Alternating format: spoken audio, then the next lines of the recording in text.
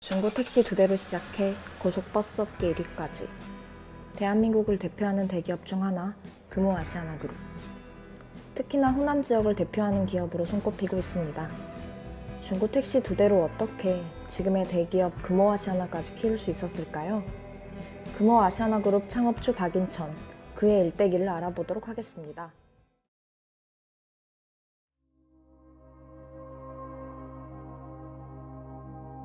박인천은 1901년 7월 전라남도 나주군 주포면 동산부락 일명 신기마을에서 태어났는데요. 사남 2녀 중 3남인 그는 지주 집안 출신도 지식인 출신도 아니었습니다. 가진 것 없는 빈농의 자식으로 태어났죠. 그가 어릴 때 그의 어머니가 집신을 아끼기 위해 친정까지의 150리길을 맨발로 걸어다녔을 정도로 가난한 집안에서 자랐습니다. 10살까지 별다른 교육을 받지 못하던 그는 어머니 손에 이끌려 서당에 다니게 됩니다. 또래들보다 늦게 시작한 한 학기였지만 15살 때 파련강당에서 개최된 강경시험에 출전해 최수상을 맡는 등 재능을 발휘하기도 했습니다. 그리고 1917년 나주 공립보통학교에 입학했으나 바로 이듬해 퇴학을 당하게 되는데요. 일본인 교장 배척운동에 가담했다는 이유였다고 했습니다. 그렇게 학업의 길을 놓은 그는 10대 후반부터 전남 일대에서 장사를 시작합니다. 그러나 맨몸으로 시작한 장사는 쉽지 않았죠. 광주부에 나와 시작한 목화장사와 잡화상, 목포부와 광산군에서 차례로 벌인 미곡상, 가마니 장사, 누명장사 모두 실패를 맛보게 되었죠. 1922년에는 경성부에 올라와 장사를 시도하기도 했습니다. 결과는 모두 실패. 그는 이듬해인 1923년 여러 번의 실패에도 또 장사를 위해 일본까지 건너갑니다.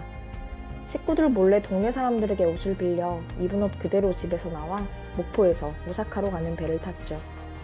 그러나 일본에서의 생활도 녹록지 않았고 장사도 별 성과 없이 이듬해 돌아옵니다. 그는 이 시기 고리대금업에 관심을 가지기도 했습니다. 이에 관련된 한 가지 일화가 있는데요. 그는 영산포 읍내에 살던 일본인 대금업자 우치야마 베이타로에게 논 12락을 담보로 잡히고 돈 1,000원을 빌려 대금업에 나선 적이 있습니다. 그런데 빚을 받으러 간 집에서 울며불며 사정하는 모습을 보고 이건 할 짓이 아니다 라는 생각이 들어 저당 잡힌 돈을 날려버리고 그만두었다는 일화죠.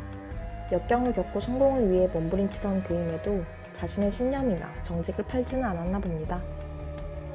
1924년 이제는 장사를 접기로 마음먹은 그는 새로운 도전을 시작합니다. 그는 순사시험에 응시하게 되는데요. 결과는 합격이었죠. 그는 일반 순서에 만족하지 못하고 보통문간 시험에 도전해 5년 만인 1929년 보통문간 시험 역시 합격하게 됩니다. 나이 30세를 넘어 정규교육을 이수하지 못했음에도 독학으로 지금의 행정고시에 해당하는 시험에 합격한 것입니다. 그가 전남 영광군에 사는 이은근의 둘째 딸 이순정을 만나 결혼한 것이 바로 이쯤이기도 합니다.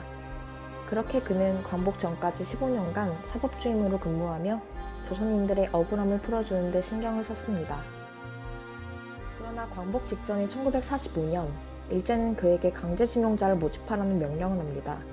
그는 이를 거부하였고 사사건건 문제 제기를 한다는 이유로 경찰 측에서 축출되어 나주군청에 부임한 그는 사직서를 냅니다. 동포를 징용 보내는 일을 할 수 없다는 이유였죠. 결국 수십 년의 공직 생활을 이렇게 반강제로 마무리하게 됩니다. 이때가 어느덧 그의 나이 40대 중반이었는데 40대 중반까지도 순탄치 않은 험난한 삶을 살아왔다는 거죠. 그의 드라마 같은 창업 일대기가 시작된 것은 광복 이후인 1946년, 그의 나이 46세 때부터입니다. 당시로선 노인 취급을 받고 은퇴할 만한 나이였죠. 광복 이후 공직에서 물러난 그는 지인 중 재력가였던 유재희로부터 10만 원을 빌립니다. 당시 쌀 한 가마가 2~30원이었던 것을 생각해보면 그 큰 돈을 빌려줄 수 있을 만큼 믿음직한 인물이었다는 것이겠죠. 그는 거기에 따로 7만 원을 보태어 초기 자본인 17만 원을 마련했는데요. 이 17만 원으로 그는 중고 미제 택시 2대를 구입합니다. 바로 이 중고 택시 2대로 광주택시라는 이름의 택시 사업을 시작하죠. 그때 1946년입니다. 그 당시에 작판이 아주 불편해. 유도저 택시라는 광주에 한 대가 없었어. 시작은 것이 이 교통사업의 투신 동기입니다. 혹시 광주에 거주하시는 시민분들이라면 알 수도 있는데 유스케어 광주터미널 영풍문고 바로 앞에 바로 그가 초기 자본 17만원으로 구매했던 광주택시 동일 모델을 오랫동안 전시하기도 했죠. 터미널을 들렀다 웬 오래된 차량을 보았다면 그게 바로 금호아시아나의 시작이었다는 것이죠.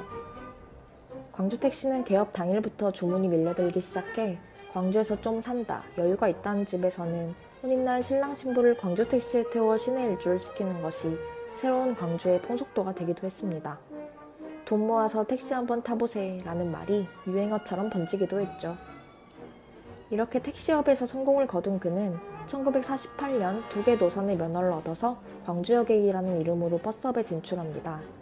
그렇게 순조롭게 사업을 확장시키나 했던 1950년 6.25 전쟁이 일어납니다. 그 역시 타격이 있었죠. 탄탄대로를 걷던 그의 사업이 전쟁으로 역경을 겪게 되었으나 아내인 이순정 여사의 내조가 이때 결정적인 힘이 되었다고 평가되는데요. 이순정은 그가 광주여객을 경영하던 당시 거주하던 안집에서 친척, 조카, 정비공 등 50명의 식소를 손수 챙기며 남편의 사업을 헌신적으로 도왔습니다. 그의 사업은 그녀의 따뜻하고 부드러운 천성에서 비롯되었다는 말이 있습니다. 박인천은 자녀들에게 이런 말을 남기기도 했는데요. 너희 어머니가 정말 고생이 많다. 한 끼에 30명, 40명이 먹을 밥을 챙기는 게 쉬운 일이 아니다. 오늘날 회사가 이만큼 커진 것은 너희 어머니 공이 반이다. 너희는 그걸 절대로 잊어버리면 안 된다. 이순정 여사는 추후 1984년 박인천이 사망한 이후에도 900명에 이르는 학생들에게 매년 1억 원 이상의 장학금을 지급하고 각종 봉사단체를 설립, 육성하는 데 앞장섰습니다. 이러한 공로를 인정받아 2002년에는 대한적십자사로부터 민간 부분 최고 권위의 적십사 박애장 금장을 받기도 하였죠.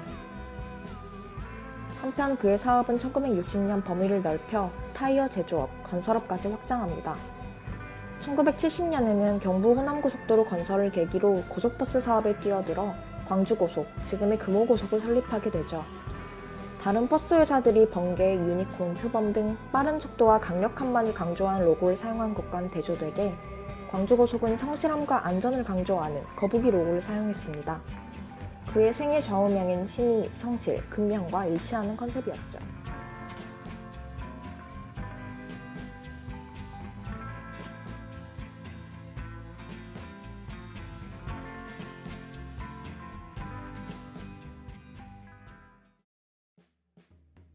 금호아시아나그룹 창업주 박인천의 일대기는 한국 현대사의 축소판과 닮은 꼴이라는 평가가 있을 정도로 한편의 드라마를 연상시킬 만큼 극적입니다.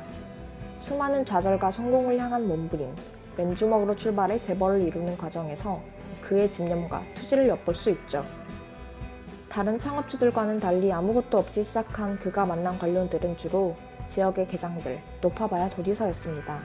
늦은 나이에 중고택시 2대로 시작해 옥신각신하며 광주여객을 성공으로 이끌었던 창업주 박인천.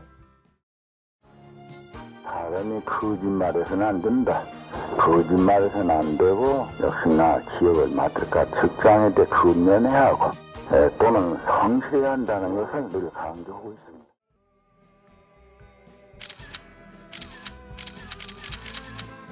지금의 아시아나는 창업주인 그의 철학과는 다소 먼 곳에 가 있습니다. 금호를 탄생시킨 박인천의 집념과 정직한 정신을 본받아 더 나은 기업 경영에 힘쓰길 바라며 이 영상 마칩니다.